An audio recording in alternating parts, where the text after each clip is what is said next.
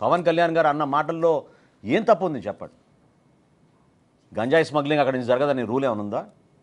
ఇతర దేశాల నుంచి మీరు వెపన్స్ తీసుకురారని రూల్ ఏమైనా ఉందా? ఎందుకు ప్రశ్నిస్తున్నాం అంటే 2200 ఎకరాల కాకినాడ సీపోర్ట్లో కేవలం 20 మంది పోలీసులు పెడతారా మీరు?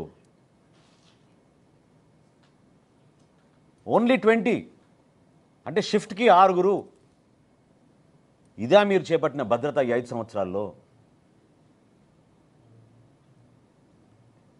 దీన్ని ప్రశ్నించాం. ఏమైపోతుంది రేపటి రోజున అక్కడ పొరపాటు జరిగితే? ఎందుకు ఈ ఉదాసీనత? ఇంత భారీ స్థాయిలో టర్నోవర్ జరుగుతున్నప్పుడు ఇతర దేశాల నుంచి ప్రతిరోజు ఏ సందర్భంలోనైనా సరే కనీసం 10 నుంచి 12 వెసల్స్ ఉంటాయి అక్కడ. 2 పోర్ట్లు కలుపుకుంటే 15 నుంచి 16 వెసల్స్ ఉంటాయి. ఎందుకు ఈ విధంగా దుర్మార్గంగా పనిగట్టుకొని కాకినాడకి చెడ్డ